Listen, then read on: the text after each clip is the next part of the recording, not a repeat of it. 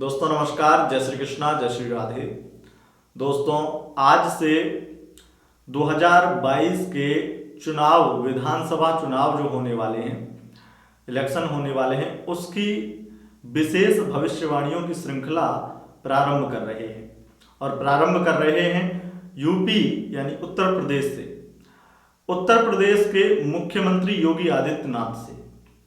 योगी आदित्यनाथ यानी बीजेपी और दूसरी पार्टी समाजवादी पार्टी यानी अखिलेश यादव, इन दोनों की कुंडली विश्लेषण, और प्रियंका गांधी की भी, जो कि कांग्रेस भी कोशिश कर रही है, लेकिन मुख्य रूप से देखा जाए तो समाजवादी पार्टी और बीजेपी, ये दोनों ही टक्कर की पार्टियां हैं उत्तर प्रदेश के लिए। तो इन दोनों पार्टियों में से जो मुख्य हैं चेहरे, अखिलेश यादव और योगी आदित्यनाथ जी, इन दोनों का हम पूरा विश्लेषण करेंगे, दोनों कुंडलियों का। लेकिन इस वीडियो में हम चर्चा करेंगे केवल और केवल योगी आदित्यनाथ जी की कुंडली की। लेकिन हम यहाँ पर आपको स्पष्ट कर दें कि ये कुंडली विश्लेषण जो हम करने वाले हैं, हम आपको कोई न्यूज़ चैनल पर आपको जो जानकारी मिल गई होगी, तारीखों का भी ऐलान कर दिया गया है चुनाव की, तो ये जानकारी आपको नहीं देंगे। बाकी बकाया जानकारी तो आप न्यूज़ चैनल से प्राप्त करते रहते हैं और कर भी लेंगे। लेकिन ये जानकारी जिसलिए आपने इस वीडियो को खोला है, जो आप जानना चाहते हैं कि आखिर क्या योगी जी वापस आ पाएंगे, मैं आपको बता दूं कि यहाँ पर जो कुंडली विश्लेषण से निष्कर्ष निकलेगा वो मैं आपको बताऊंगा।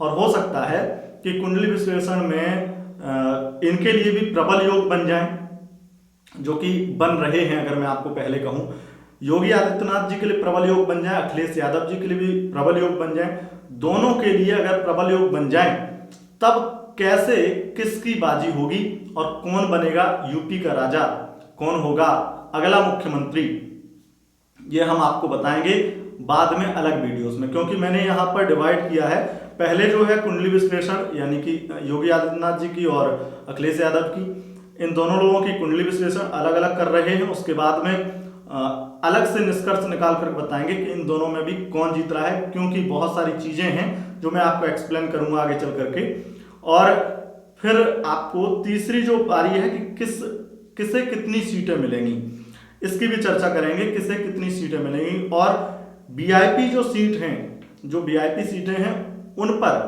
कौन जीतेगा और कितने वोट या कितनी किस प्रकार से जीतने वाला है, ये सभी चर्चाएं हम आपको आगे लेकर आने वाले हैं।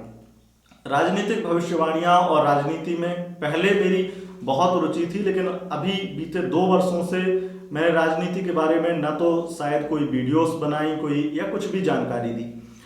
खास करके यहाँ पर पहले की स्थितियां जो थी उससे बहुत ज़्यादा अब बदल चुकी हैं योगी आदित्यनाथ जी के लिए। टॉपिक पे आ जाते हैं कि योगी आदित्यनाथ जी की कुंडली विश्लेषण करते हैं और बताते हैं आपको कि क्या योगी जी दोबारा आने वाले हैं 2022 में। सबसे पहले आपको मैं बता दूं कि जो इंटरनेट पर डेट ऑफ बर्थ है वो तो उसे लिया गया है, लेकिन जो टाइम है इंटरनेट पर योगी आदित्यनाथ जी का, वो टाइम जो है वो गलत है। क्योंकि 12 बजे का टाइम अमूमन सभी कुंडलियों का वो दे रखते हैं। लेकिन यहाँ पर जो मैंने अपने सामर्थ्य अनुसार जो टाइम निकाला है, जो लग्न बन सकता है, बहुत सारी चीज़ों का विश्लेषण करके और बहुत सारी चीज़ों का आकलन करके टाइम निकाला है, और वो टाइम मैं आपको बताऊंगा। और उससे लग्न चेंज हो गया है और कुंडली एकदम सटीक निकली है, सटीक बनी है। ये तो आपको पहले डेट ऑफ बर्थ टाइम बता देता हूं, और बाकी तो आपको इस कुंडली का जो विश्लेषण होगा उसमें जो नतीजे आएंगे 10 मार्च 2022 को, उससे पता चल जाएगा। बाकी मैं आपको बता देता हूं, यहां पर कुंडली विश्लेषण करते हैं और बताते हैं आपको। सबसे पहले डेट ऑफ बर्थ 5 जून 1972 इनका डेट ऑफ बर्थ है। टाइम जो मैंने खुद निर्धारित किया है वो दोपहर के 2:57 है, और जो गढ़वाल उत्तराखंड में इनका जन्म हुआ है तो वो प्लेस है इनका। अभी इनकी कुंडली कन्या लग्न की बन रही है इस टाइम से, ठीक है। कन्या लग्न की कुंडली है। वैसे इनकी सिंह लग्न की कुंडली बनती है जो 12 बजे का टाइम डालते हैं लोग। तो इसमें हम कन्या लग्न में सटीक थोड़ा सा मैं आपको बता दूं कि यहाँ पर विशेष रूप से फलदायी कन्या लग्न ही क्यों बन जाता है, इनके लिए विशेष प्रभावशाली कन्या लग्न ही क्यों बन जाता है।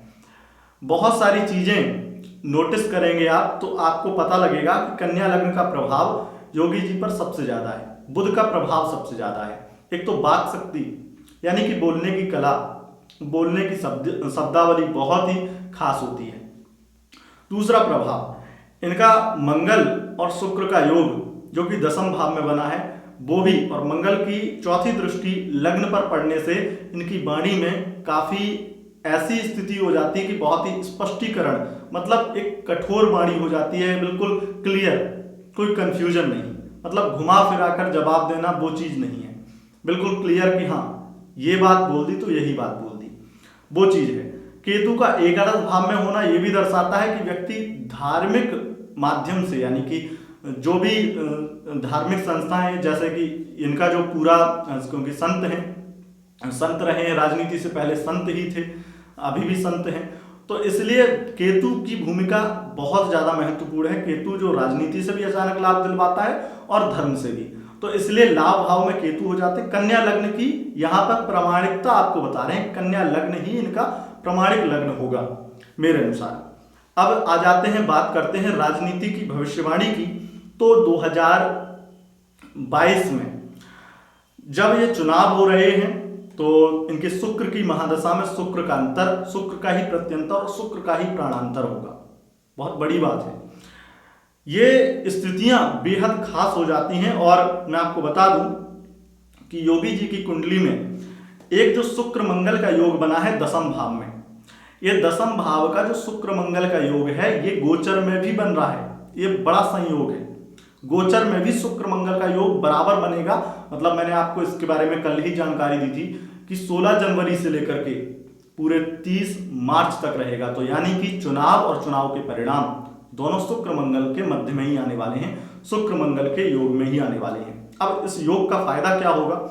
शुक्र की महादशा, शुक्र का प्रत्यंतर प्राणांतर अंतर सब कुछ चल रहा है, इसलिए शुक्र विशेष और महत्वपूर्ण बन जाता है।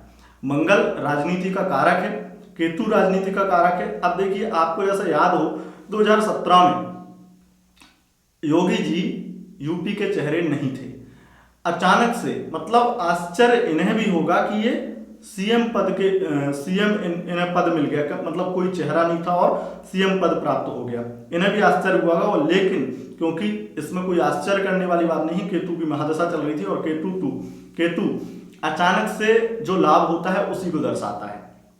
अचानक से इन्हें ये पद प्राप्त हुआ और अब शुक्र की महादशा में ये जो स्थितियां बन रही हैं, शुक्र इनके द्वितीयेश और नवमेश बनते हैं। इस स्थिति में मैं कह सकता हूं कि इनका भाग्य प्रबल रूप से साथ देगा। अब भले ही शुक्र की स्थिति जो इनकी कुंडली में है, शुक्र मंगल की स्थिति, यहां पर इतना जरूर है कि बहुत कांटे की टक्कर की स्थिति बनेगी। वो तो बहुत ज्यादा इन्हें चिंता भी होगी इस चीज को लेकर के। जब अखिलेश यादव की कुंडली का विश्लेषण करूंगा मैं, कल आपको वीडियो मिलेगी, तो उसमें आपको और ज्यादा गौर से देखना चाहिए, क्योंकि उनके में बहुत सारे योग ऐसे प्रबल बन रहे हैं। खास करके यहां पर जो शुक्र मंगल का योग है, मैं यहां पर कहूं तो प्रबल स्थितियां बन रही हैं, क्योंकि वायु तत्व की राशि मिथुन राशि में मंगल का होना, मंगल अग्नि तत्व, और अग्नि वायु में यहां पर पूरा प्रभाव एकदम चिंगारी की तरह, आग की तरह फैल रहा है, यानी कि पूरी तरह से एकदम कह सकते हैं कि बहुत विशेष चुनाव परिणाम होने वाले हैं और योगी जी के पक्ष में ही ये स्थितियां चलने वाली हैं। शुक्र की महादशा, प्रत्यंतर, प्राणांतर इनके लिए कोई नुकसानदायक नहीं है, क्योंकि एक तो शुक्र योग कारक भी बन जाते हैं। तो निश्चित रूप से बहुत ही पॉजिटिव इनकी स्थितियां बन रही हैं। और गोचर जो कि 30% तक लगभग घटित होता है प्रत्येक व्यक्ति के साथ में, गोचर में शुक्र मंगल का योग बनना और इनकी लग्न कुंडली में दसम भाव में शुक्र मंगल का योग होना, ये दर्शाता है, क्योंकि शुक्र मंगल राजनीति में अचानक से सफलता प्राप्त करवाते हैं, राजनीति में बहुत ही खास सफलता प्राप्त करवाते हैं, राजनीति दबदबा बढ़ाते हैं, और उसके साथ साथ यहाँ पर धन, यश, वैभव सब कुछ देते हैं। मतलब व्यक्ति को फर्श से अर्श की ओर ले जाते हैं, अर्श से फर्श की ओर नहीं लाते हैं। इसलिए यहाँ पर ज्यादा संभावनाएं हैं कि योगी जी जीतने वाले हैं और फिर से मुख्यमंत्री रहने वाले हैं 2022 में। तो ये विशेष बातें हो गई जो भविष्यवाणी के रूप में आपको मैंने बताई। अब अखिलेश यादव की कुंडली का विश्लेषण कल करेंगे, उसमें भी आपको बताएंगे। वैसे यहाँ पर देखने योग्य जो बात थी मैंने वही देखी। राजनीति में सूर्य की स्थिति देखना कोई मतलब नहीं है, क्योंकि सूर्य की स्थिति देखेंगे तब जब सूर्य की महादशा अंतर्दशा कुछ हो।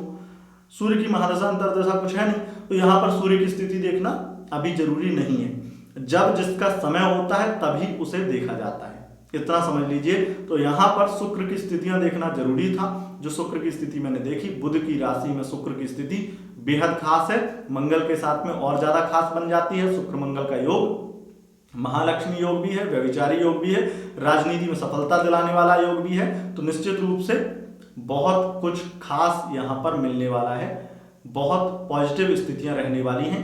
तो आशा करते हैं दोस्तों आपको ये वीडियो पसंद आई होगी। पसंद आए इस वीडियो को लाइक करें, अपने दोस्तों के साथ शेयर करें। और मैं आपको एक चीज और बता दूं, शुक्र की महादशा जो है वो 2 फरवरी 2022 से शुरू होगी। तो उससे पहले ये वीडियो आपको मिल रही है, लेकिन चुनाव जिस डेट से शुरू हो रहे हैं 10 फरवरी से, तो मैंने उसी का आंकलन किया है। तो ये जानकारी मैं आपको दे चुका हूँ। बाकी आप अपनी कमेंट बॉक्स में राय लिख सकते हैं, और वीडियो अगर पसंद आई इसे लाइक और अपने दोस्तों के साथ ज़्यादा से ज़्यादा शेयर करना ना भूलें। और आगे आने वाली भविष्यवाणियों को देखने के लिए चैनल को सब्सक्राइब कर लें। बहुत बहुत धन्यवाद दोस्तों, नमस्कार।